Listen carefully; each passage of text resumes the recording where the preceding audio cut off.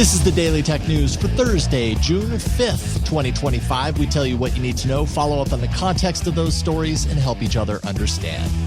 It's here. Today is a big day with the official release of the Nintendo Switch 2. Oh my goodness. I'm Jason Howell. I'm into it now. Let's start with what you need to know with that big story.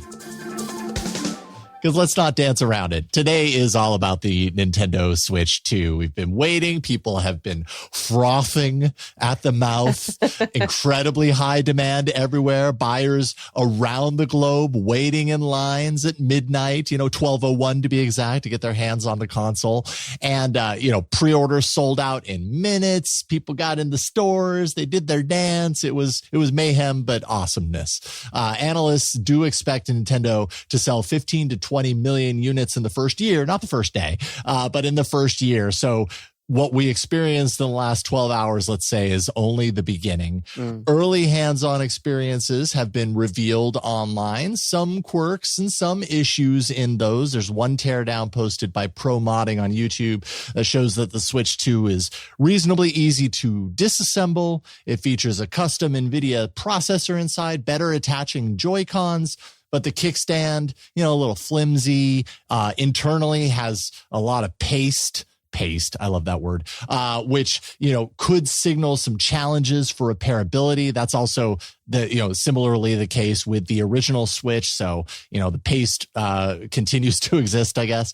And, really, I think to punctuate this point, I'm not sure how you repair a staple to the screen outside of full-on replacement, but one GameStop location actually, oh, this is so bad, stapled pre-order receipts to the outside of the Switch 2 boxes that were pre-ordered, resulting in scratches on the screens of dozens of new consoles. Apparently, the screens sit pretty close to the box lid and close enough to be completely exposed to those staples. So I guarantee you someone's having a bad day. A bunch of people, the people that didn't get their console and the person that stapled all these things. Anyways, big day for the Switch 2. Are you getting one in your household? Well, I don't think we are, actually. We're going to wait. I think, yeah, I know. So we have heavily invested in our Nintendo Switch, the OG. We have Joy-Cons all over the house. Joy-Cons galore. Just Joy-Cons galore of all sizes and shapes. Well, I guess they're one size, but they're different colors, if anything. Right. And I think we're now a Steam Deck household. And so I guess we're just trying to be more responsible consumers in our 40s. So I don't think, I'm very excited for everyone who is excited. And I know a lot of people are extremely excited, especially, given the games that are coming out, given all the kind of quality of life improvements. We are not personally, but I'm very happy for everyone who has received one, especially if it did not get punctured by staples. Yeah. That was an outlier. I'm sure that didn't, there was only one place, but in that town, they should start a support group so that they can Staplegate. I'm going to call it Staplegate. Because, they did the right thing. They pre-ordered. They were going to get it on launch day. And now they're, wiping up the tears that fell on the floor. Right before recording, I checked Walmart, GameStop, Target, Costco, Best Buy. Unsurprising to everyone listening, they are completely sold out. I will say that Sam's Club allowed me to get one shipped by June 10th. Which I think is really not that bad. I will admit, though, that I'm not actually buying this console. I did not complete the purchase. So maybe if I got to the final page, it would cancel out, as sometimes happens in these situations. I thought that was a little weird for launch day for it to be yeah, sure, you'll receive it by June 10th. But so Sam's Club, go check it out for yourself if you want one, I guess. I like it. I'm kind of curious whether, I've already read reports that people are already talking about replacing the thermal paste inside of the Nintendo Switch 2, which... Replacing the paste? Yeah. What would they replace it with? Other paste, better paste. Better Better paste is a thing. I don't trust your paste, Nintendo.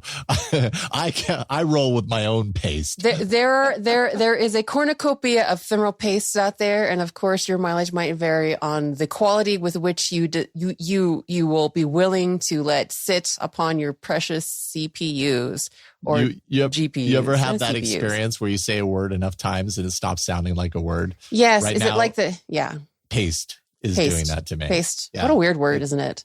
I like that. Makes me laugh. 2025. I mean, we think about all these like very complex like hardware devices. It still has paste in it. It still has something that I don't know. Goo. It's just goo. It's just goo. It's important goo. It does help, conduct heat, but it's just goo. There's probably goo. And it's goo that people hate. People hate finding out that there's goo inside of their Switch 2, apparently. Anyway, wow, we're talking. I did not know that this conversation would focus so heavily on paste. The new console does start at $450, so it's pricey. It's a pricey upgrade. Many of the games running $80 a piece. Yeah.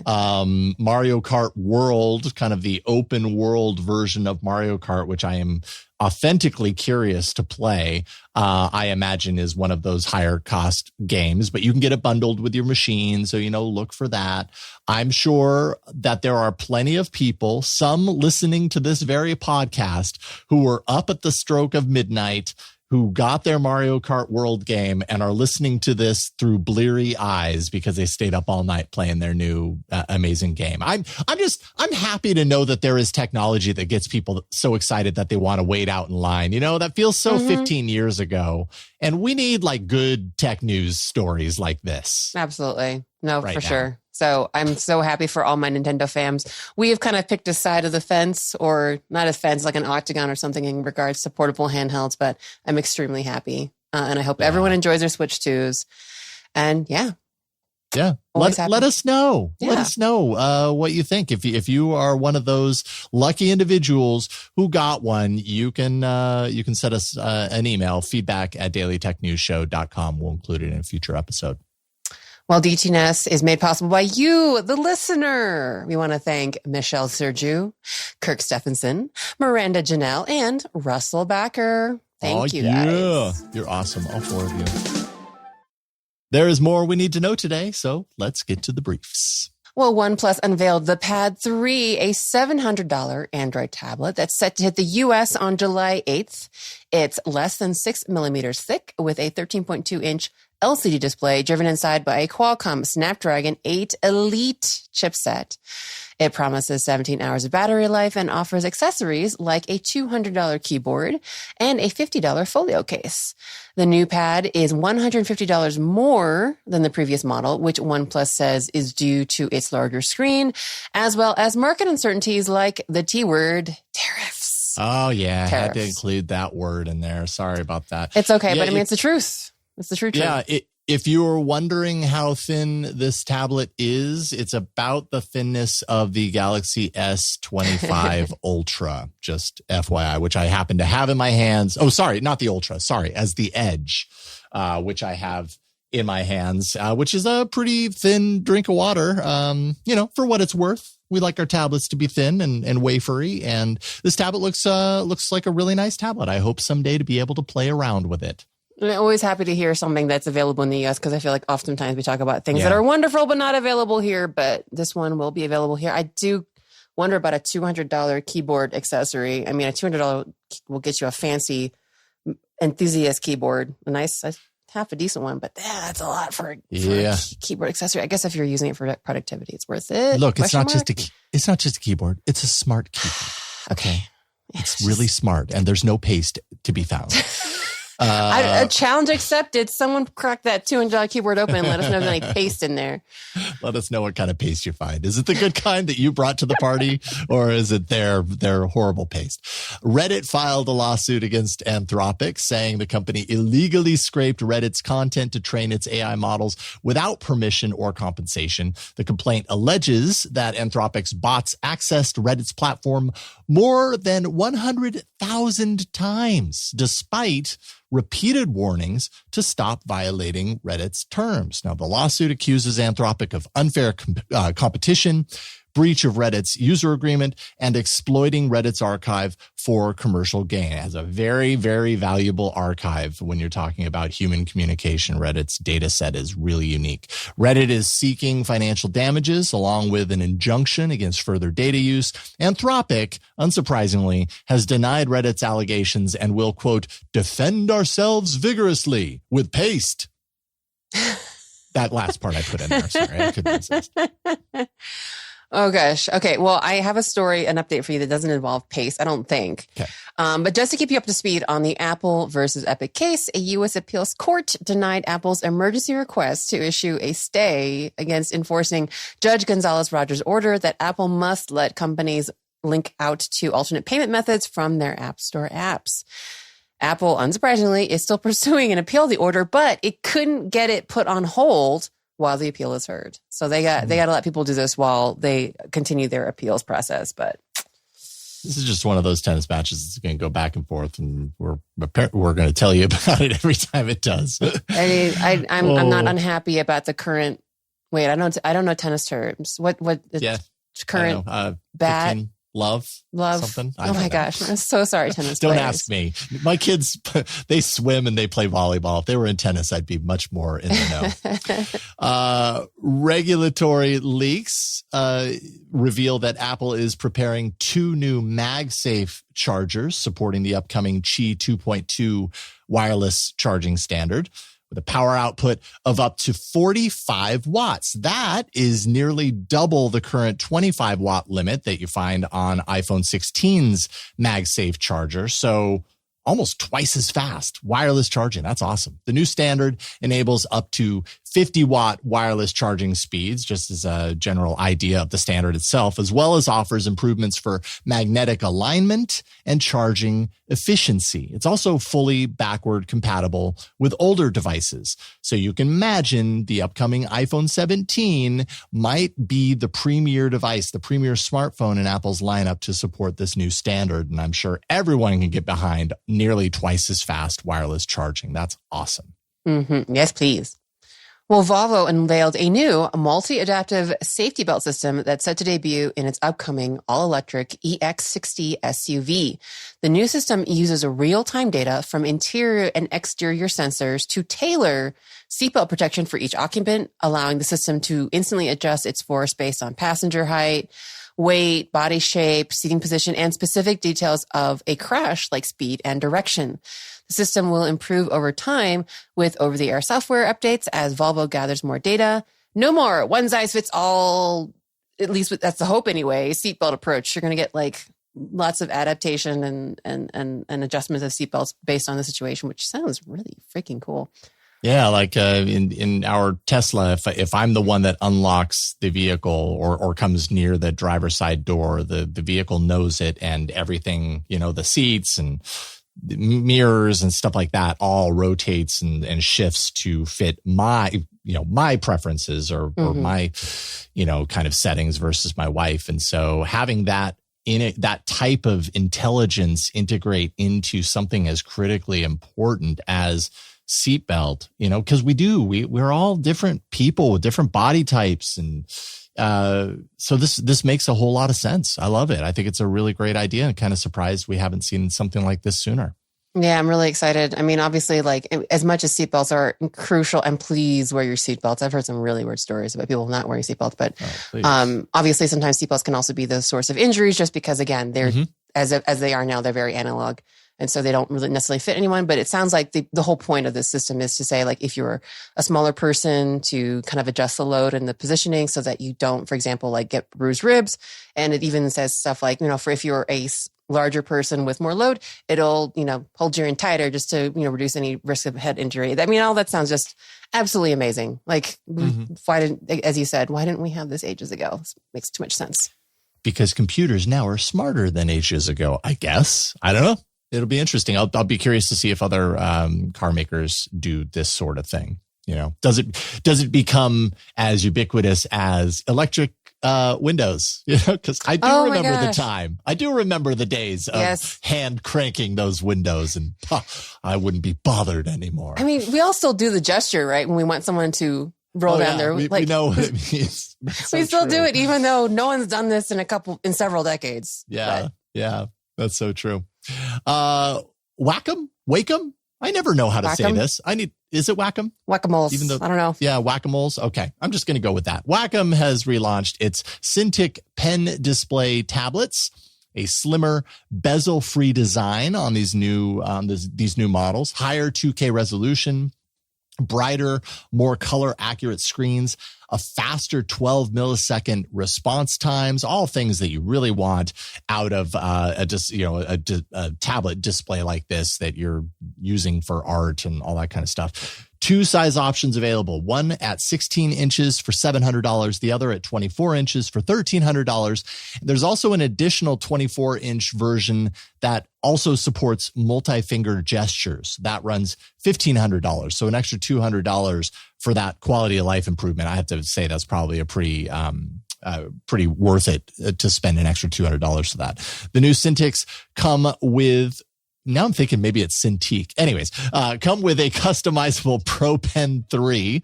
along with improved connectivity, which allows them to run on a single USB-C cable. The mid-tier pricing here, along with some, I'd say, pretty impressive features, make these new displays worth considering if you're a hobbyist or maybe you're an entry-level creative worker.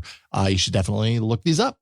I actually have the previous, some generations ago, Cintiq, one of the Cintiqs, and it's pretty exciting. It's always like about more color accuracy, better brightness, more brightness, brighter. More brightness. There we go.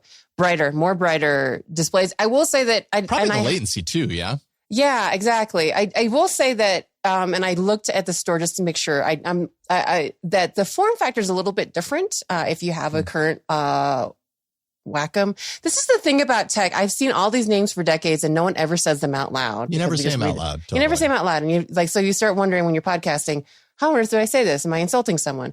So there is the bezels are significantly like narrower. And normally I don't give a care about, but when we talk about bezels, especially with phones, but it is a significant decrease. So you'll have a lot more drawing space. I will say something that I noticed off the bat is that the previous generation of Cintiqs had very sloped edges. So I don't know about anybody else. I'm not an actual professional artist, so this is just me being a hobbyist, as stated.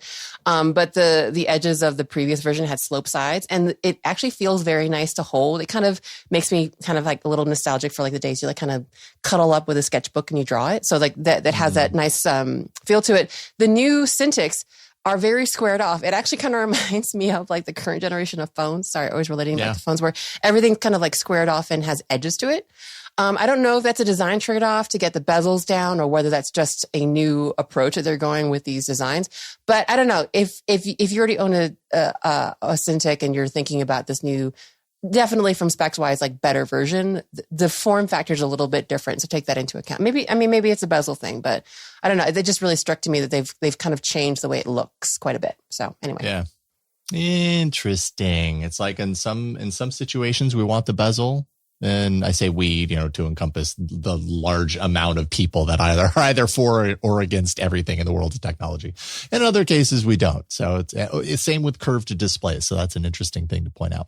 Yeah. Angelo Sotira, who's the original founder of DeviantArt, is launching Layer. This is a $22,000 digital art display, but it's not for everybody. It's not really designed for us unless you happen to be a collector or say an art institution. That's really what these are designed for. They're meant to showcase generative code-based digital art in the highest possible resolution. And when you say generative in this sense, it's not generative AI, static imagery or whatever. It's code-based digital art that's meant to kind of move and evolve and everything. This display is like tailored for it. It has the CPU and the GPU inside that's powerful enough to kind of drive all this stuff integrated into the display. The display is engineered to run an artist's code live. Like I said, it has its own internal GPU to do that with control over every pixel without compression. So things just look amazing, apparently, which is an essential component to kind of the dynamic quality of evolving digital art.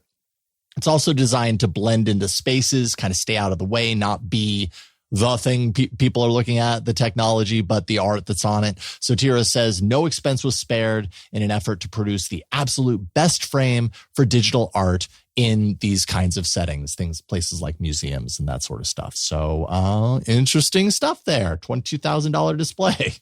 I like it. I was going to say, I actually have a friend who worked at my first job. He left software engineering to do this kind of generative code-based art.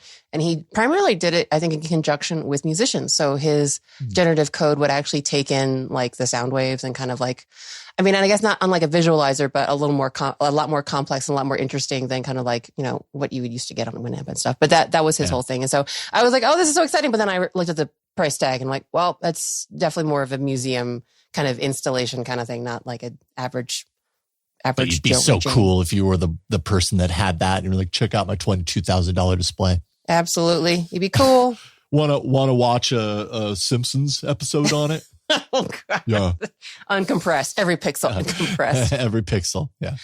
All right. Well, CD burning software CD2 Wave 32 hasn't seen a software update in about 16 years. Now, in 2025, it's finally playing nice with Windows 11. With a jump to version 4.00 JP, its previous code base was tailored to Windows 7, but now it's up to speed with Unicode support, a modern Windows 11 style interface, 64-bit file handling, and even the ability to run without a CD-ROM plugged in. Old tech given new life. Lazarus set up. Oh, do you remember the days? Oh, gosh. When was the last time that you burned a CD? I couldn't even tell you. Oh my gosh. And I had so many, it was like a sad day when I had my stack of CD-RWs and I had to be like, well, I'm not using these anymore. Yeah. So long. I will say that this was part of like my husband's intro to tech, and I don't think he'll get in trouble for this now, but he was a very famous pirate of music in school. Way back before we understood the impacts of like, whatever, copyright and stuff like that. He got really cool at school burning CDs for folks. So I'm sure he'd be nostalgic to see this. But look, let's not dance around it. We all lived, okay, maybe not we all, but I'm sure a large amount of people that are listening to this podcast lived through the Napster days. Mm-hmm. The Napster days were filled with MP3s flying everywhere and CD burners to put them on. Like, I'm okay admitting that like I did that. And it was awesome. And that was then. And this is now. And we live in a different time. I will say that out in my shed, I have a box, which is like all of my overflow, like cables and stuff like that. I mean, it's gigantic and it's just full of these things that I can't bring myself to throw away. And inside there is like the last spindle of DVD-Rs that I ever bought and some CDRs in there. That at this point are well more than, 10, maybe even 15 years old at this point. Like, did I know when I bought that spindle that would be the last spindle I'd buy? Because, wow, I bought a lot of spindles. Oh, God. Yeah. Oh, my God. And then it turns out that, flash drives became very, very affordable and very, very cheap and very, very small. I was like, oh, great. Yeah, I know. Hey, technology, it evolves. There we go. I had to keep my spindle away from all my friends that loved like disposing of them by putting it in the microwave. Like, number one, please don't put that in my microwave. I could put food in there. And I always was determined that there might be something I would still use these CD-RWs for. And I was wrong. They're just sitting. You know what you won't find in my box of old stuff? What? My collection of paste. I was going to say, is it paste? Okay. Enough of the paste joke. All right. Well, if you have feedback on anything that gets brought up the show, or just want to let us know your favorite paste, I'm very partial to tomato paste myself. Let us know. Get in touch with us on the socials at DTNS Show on X, Instagram, Threads, Blue Sky, and Mastodon at mastodon.social. For TikTok and YouTube, you can find us at Daily Tech News Show. And we end every episode of DTNS with some shared wisdom. Today, Seth has a question. Well, Seth asks, have you considered alternatives to Reddit, like a Fediverse platform like Lemmy or PyFed? It's spelled like PyFed. PyFed, yeah, I think. I guess that makes sense. I've not. I mean, I haven't really considered them. I'll be completely honest. Like, I've heard very vaguely, very in passing of PyFed. I've never heard of Lemmy outside of the reference to Motorhead. It's just that Lemmy will always be Motorhead to me. So I've never used either of these. I'm also a Reddit user. I do use Reddit from time to time, and I quite enjoy it. I'm curious to know what you have to say about this one. Yeah. So I'm a Reddit user. Well, I used to be a Reddit user. I think I got upset about their API I think I got upset about their API practices. So as a developer, I kind of tried to abstain from using them just out of principle. I honestly, I've never heard of PyFed, to be perfectly frank. I do know what the Fediverse is, and I somehow pulled out of my brain that my husband does actually use Lemmy. He's, for similar reasons, wanted to move off Reddit. And he's the only person I know that uses Lemmy. And so he was the only person that I could ask about this. And so he said that Lemmy is very much like Reddit. It is people posts, like some kind of central link or image, and then people can kind of gather on a page kind of centered around that post to comment. And he said that, it's good, he uses it, but the problem that he finds, for him, that is a problem with a lot of new social networks in 2025 is just the reach and the number of people that are on Lemmy. So I guess if you really wanted to have like a kind of a discussion where a lot of people can contribute, or you get a lot of engagement, it might be a little difficult at this point in time for Lemmy, to use Lemmy. And that's just like a general statement, not anything to do with DTNS. But that could also be a positive thing. I think the one thing that I use that is semi-federated with any regularity is Blue Sky. And I know that when it first kind of started, I think a lot of people, before it kind of got big, I know a lot of people kind of cherish the fact that it was a smaller community. So I guess, I don't know. It depends on what your goals are with Lemmy. Apparently, again, this is just me speaking third hand. I did check out. So we do have for example, just to get kind of circle back in, DTNS does have a Mastodon.social, which in theory, because it also runs an activity pub, as Lemmy does, that you could probably pipe one into the other, ? I'm not an expert. I'm sorry. I'm Fediverse stuff. But I did look at a post from say 2 years ago, someone asking, oh, hey, can I connect my Mastodon.social to Lemmy? And there seems, and this could totally change if you know that this is different and you do this and it's awesome, and please write in and let us know. But it seems that at least 2 years ago, and it kind of makes sense, right? Because Lemmy is centered around more Reddit type posts where you have a central post and everyone kind of discusses around that, that it just didn't seem to fit. Mastodon isn't dissimilar to that, but this person indicated that the integration was not smooth and that they kind of got spammed by a lot of the, every little bit of activity from Lemmy. So I don't know if it's different, let us know. But that's kind of the thing though, is that spreading oneself thin. That's why the Fediverse seems interesting, because you don't have to be on all the things. You just have to be on things that are federated. But I don't know. No idea. This is just my dump of things that I know about the space. So interesting. I will say, if you go to Google and you type in Lemmy, you're not going to find this at the top. You're going to find Motorhead. Yes. Instead, join-lemmy.org is the site that'll take you right there. I just learned this. I put in Lemmy. I'm like, take me there. And I just got a picture of Lemmy. And Lemmy's great. So I lingered for a little while, and then I actually continued searching. So there you go. Is there a Lemmy group on Lemmy, you think? Probably. There has to be. I'd be so surprised if there wasn't. Is there one on Paste? I don't know. You tell us. Feedback at dailytechnewsshow.com is where you can share all of your thoughts about everything that we talked about today in perpetuity. Big thanks to Seth for contributing to today's show. Thank you for being along for Daily Tech News Show. And good news, if you want to keep up on music news, Daily Music Headlines is now available as an Amazon Flash briefing. Check it out and add it. We'll see you next time. The DTNS family of podcasts, helping each other understand. Diamond Club hopes you have enjoyed this program. Rock and roll. Rock and roll. Here we go.